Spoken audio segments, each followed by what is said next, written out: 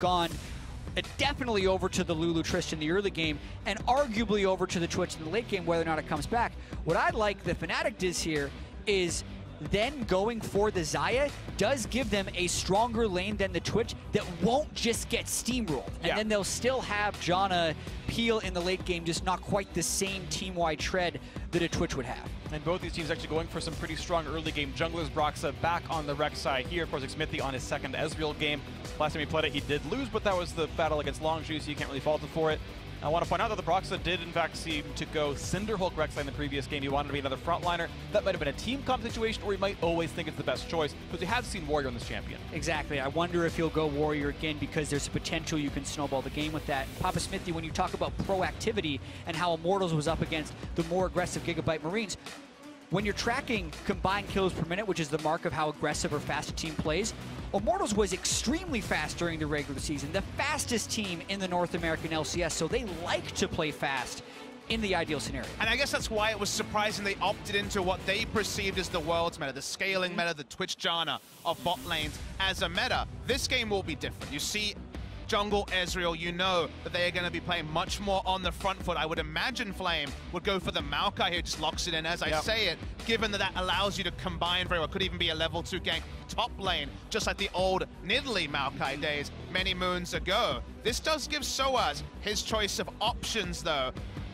So I'm interested to see where he goes for the top lane. Absolutely, and of course the metagame response would be, oh, Cho'Gath, he's the other big tank in the top lane we see so much of, but Cho is very unreliable in getting away. He's an unsafe champion, he's got no blinks or anything like that, and we know Ezreal Maokai can be such a strong 2-on-2 gank. Blind pick mid lane going to come through, of course it has to for Caps. He's going to grab Cassiopeia for himself, as Immortals are going to make sure that they get Pobel to matchup he wants.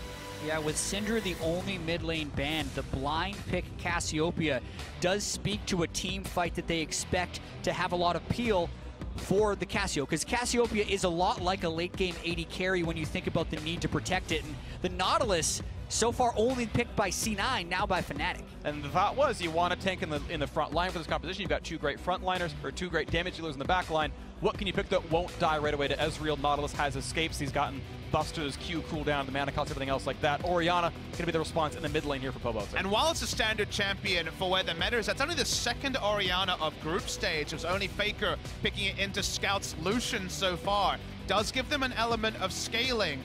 Very interesting. I like the Nautilus here because you see Ezreal, Maokai, and Trist Lulu, and you know that Immortals wants to play through bot lane. We already had Smithy last time he played jungle Ezreal this tournament, play through bot side, and Flame come in with smart ganks. Now they also have a faster pushing top lane. When we had these tank top laners, and it was largely as long as possible to get big parts towards their first item, inevitably the Ardent Sensor, and actually he kind of snuck it back, but lost some CS for it. It happens, Cap slowed down, Impulsor wants in, and nice juke gets away from Smithy's Q, but he's got to run out of places to go. The flash available. Here comes Rekkles. The knockup's going to be had. Look at a knockdown and a Pobel. Do they have it? Yes, they do. First blood. 2 games in a row for Broxa's Rekkles. Just a big chase by Immortals right there. They felt so empowered getting the chunk on Caps and knowing he was low on mana, but he has just enough to take enough of Pobelter's health bar, so Broxa can stop being priority of current.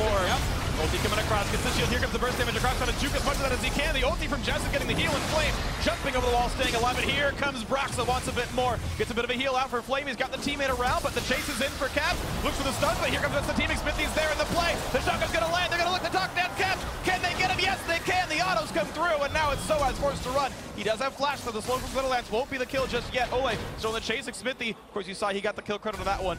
A delay. Pobelter off, panicking Pobelter into that whiff shockwave. That's infernal for Fnatic. Nicely picked up right there. The battle was big, and Fnatic starting to fire back. Only 1,000 gold apart. They've tied up the Infernals, and Immortals actually on the wrong side of this one. Keep in mind, they're on the back side. This is not their side of the map, and Braxton picks up a kill. Now Cody's son. Rock jumping away, but a summon heal used to chase in further. Jessus pops that summoner. Now 3v5. The chase can continue. This could be a complete wipe of Immortals. They're still trying to run away. Smithy has nowhere to go. He's going to lose his life. This will be three straight kills for Fnatic. That's the smite down for 37 seconds. Fnatic is running straight to Baron. They know Immortals is already cut off on the other side. They might try this one. And it seems like it's the right time as well. They have massive damage, if not the Monsoon, to give everyone the Ardent Sensor. Probably having it on Xayah is enough. Teleport used as well. Should be Baron. Fnatic. Fnatic. Looking to stay alive in this group stage, looking to make it to the top 8, make it to the quarterfinals. This Baron getting burned down, and there is no smite. There is only some damage to the Immortal players. Can they get the shot? They're only going to fill a little bit of damage. Nothing to be done at all. This could be a kill onto Flame now. The team's got to run away. He flashed, but gets pulled right back in. And here's So's with the ult. He's going to find the two-person knockup. Cody-san on the wings looking for Caps. Does not get stunned. Looks for some damage. And it will be Immortals able to kind of push the team around, but still.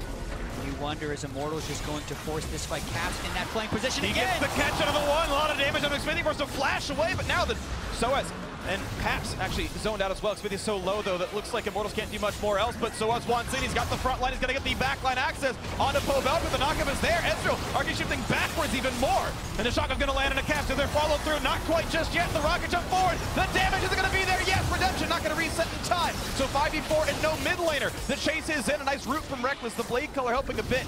But a kill for an Inferno Drake, I would take Fnatic's trade. Getting more there is actually very difficult for Immortals. It does stall the momentum coming through from Fnatic. Very nice turn. This time, they were kiting back Gigabyte Marines and still have to play Longzhu. They do not want to have an 0-3 day. They have to perform here. Here comes the backline axe, the stun onto Ole. Tags the mid laner as well, but they re-engages. Not to be had just yet. They've got Soaz been isolated. Look at the damage they've got. Nautilus is going to fall, and Flame stays alive. Now Cody's under the chase. He wants Rekkles. Rekkles has flash. He has the ulti as well. He can get away and does so with that one. Now 5v4 though, and there was no frontline. Broxa is squishy on this Rex side, so the push can continue. Flame gets the passive, gets a heal. Baron is up. Immortals is actually choosing not to finish this turn in threat of the Baron. They're actually indecisive. Cody Suns walk back and forth. They have TP up on Flame, so he can home guard back into this one. Mid lane will fall, and the rest of the squad knows they can threaten the 4v4. Blue up going to go over to Xmithy, and it's got to be Immortals getting their cake, eating it too. Now Rekkles on the wall. Who's going to win this one? Xmithy rarely misses in North America. Will he miss it? Worlds, he picks it up. This is the fight now. 5v5. The front line's there. Shockwave